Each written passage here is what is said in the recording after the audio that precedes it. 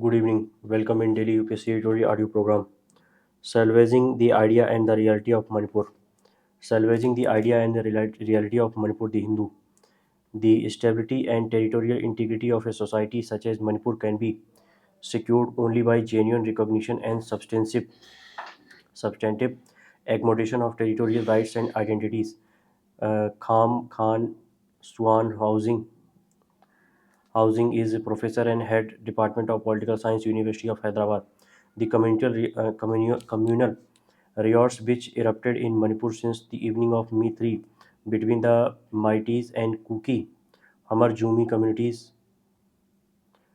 have unleashed unprecedented human displacement, a, a tragic loss of lives and destruction of property, and show no sign of closure as the nature and character of the riots transform form one of ethnic cleansing to genocidal attack across the divide. The precarity of law and order remains as a ragtag mobs with the support of armed groups from either side continue to expand the theater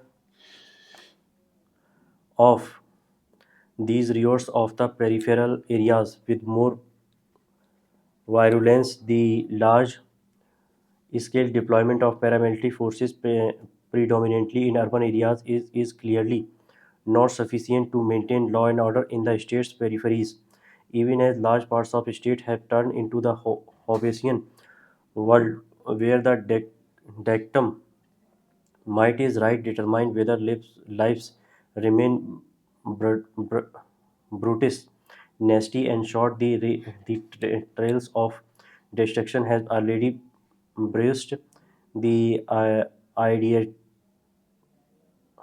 ideational and geopolitical foundations of Manipur beyond any immediate repair.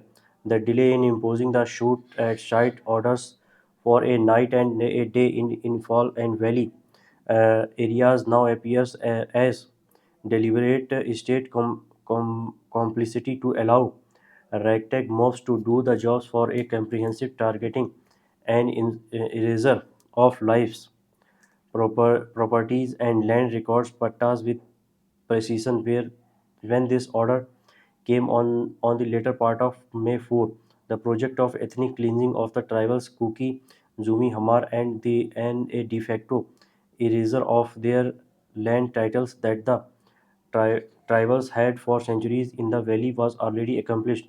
The thousands of tribals and mighties who are being evacuated to safety from Imphal and Lemka and other towns inside Manipur and various Indian metros are likely to be displaced as refugees for a long time. Sadly, uh, encroachers, evictions, and refugees are levels that will now no longer remain the exclusive preserve of any particular community.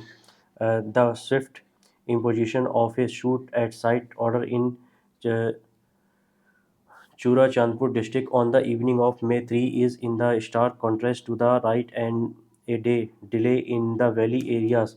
Yet this has not succeeded in forestalling the sanitization of desperate mighty settlement across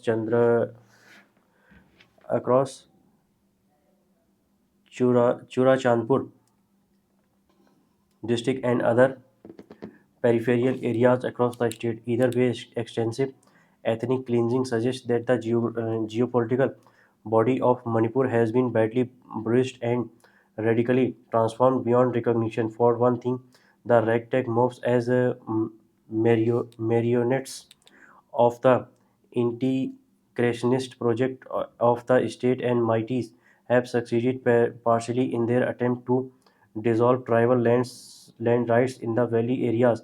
A major bruise and mighty have against the tribals in hill areas.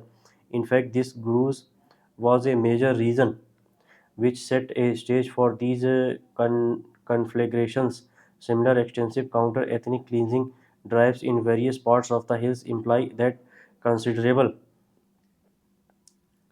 mighty settlements are likely to be erased forever.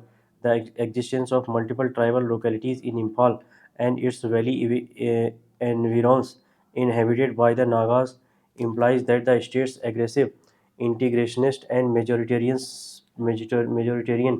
project has to contend with this asymmetrical regime on land rights where tribals, unlike the Mighties, can own land both in the hills and the valley.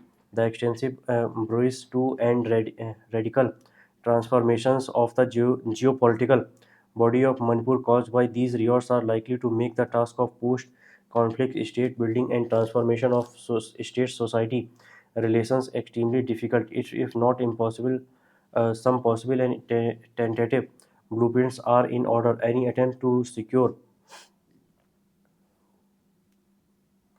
future stability and peace in ways that will help in the stable management of post conflict situations must begin with the audi- audacity to confess and confront the truth about the very nature of these riots and their principal cause. The state under the N. Biren Singh led Bharatiya Janata Party government must take primary responsibility for preparing, activating, and sustaining what Paul Brass, an expert on Indian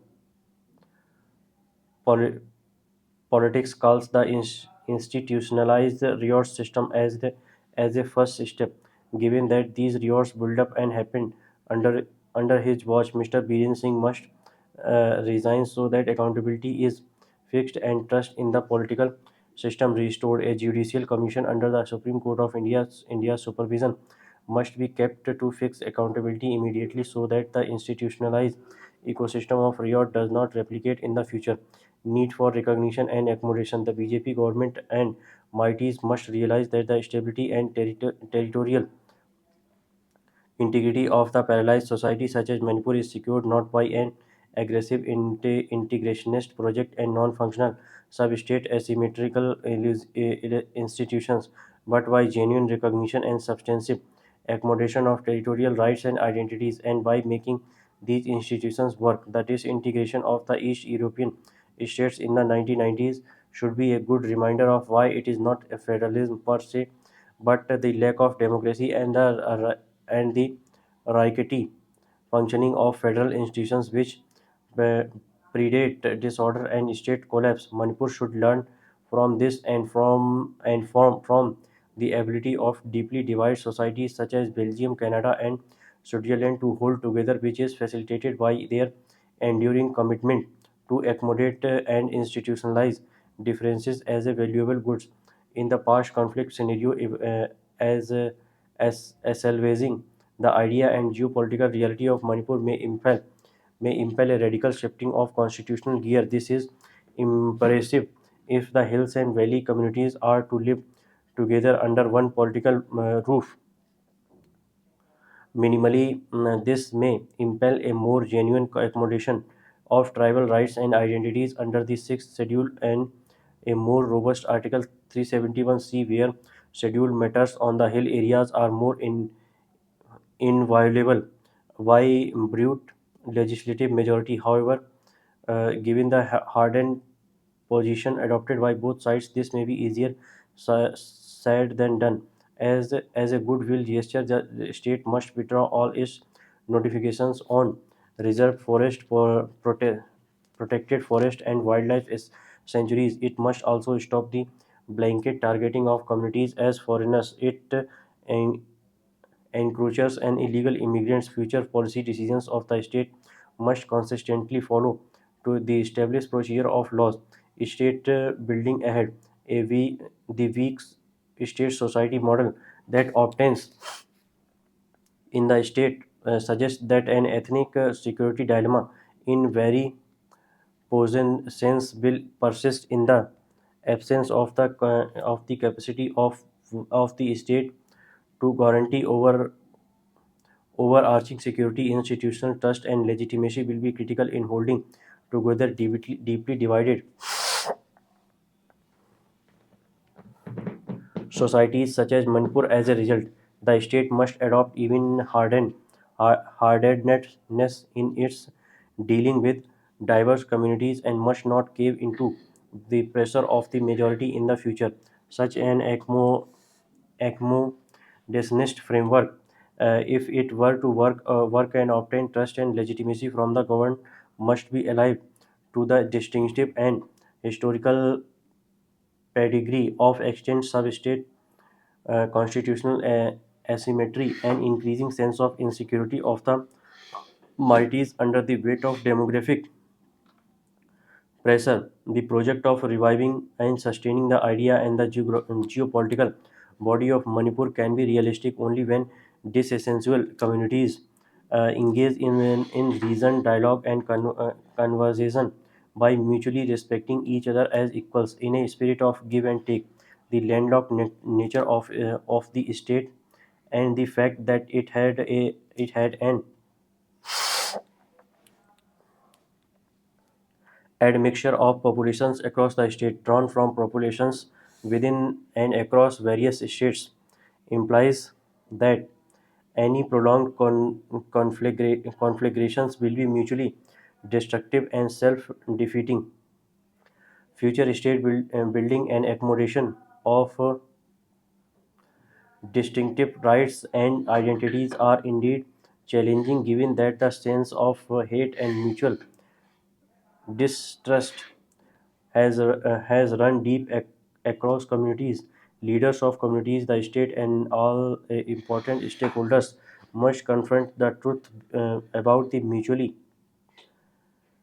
self-destructive nature of violence. Serious and concerted inter-community reconciliation efforts must be initiated immediately if Manipur has an inclusive idea and a geopolitical space of accommodation were to be revived.